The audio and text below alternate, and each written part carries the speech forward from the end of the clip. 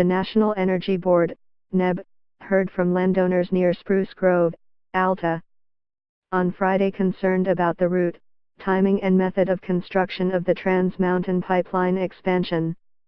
The $7.4 billion Kinder Morgan project was approved by the federal government last year. Read more. Alberta Premier Rachel Notley champions Trans Mountain Pipeline in Ottawa.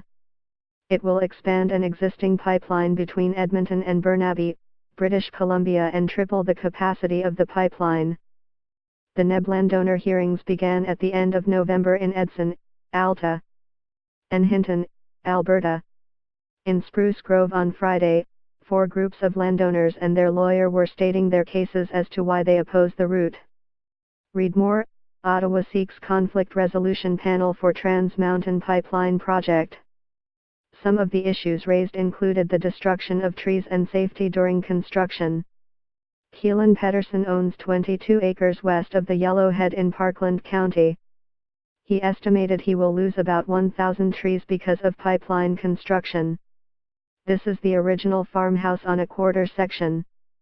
And what they did is they took a subdivision and put a loop behind it in a horseshoe, Pedersen said. There's acreages on each side of that loop all the way around, and I've got 22 acres right in the middle of that loop with trees all the way around me. I can't see any of my neighbors and my neighbors can't see me. It's privacy and they want to take all that out. I'm going to have like a bomb path right through there. Trans Mountain's detailed routing view through Keelan Pedersen's property. I'm not objecting to the pipeline. I knew the pipeline had to go through when I bought the property, in 2015, he said. But now, what I'm objecting to, is every time I meet with them, Trans Mountain, they say they want this, they want this, they want this. And they keep taking more space. Representatives from Trans Mountain were also present to field questions. The general route of the 1,147-kilometer pipeline has already been approved.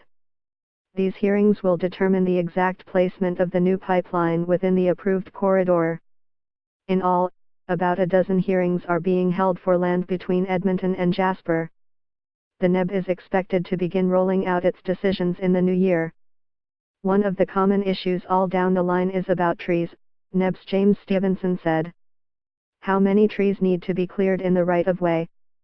Here in Alberta, we're dealing with a lot of individual landowners. As the pipeline gets into the lower mainland to BC, we're expecting the concerns to change a little bit because the landowners are more municipalities and businesses. Read more. BC government tells Ottawa to back off in Trans Mountain Pipeline process as debate heats up.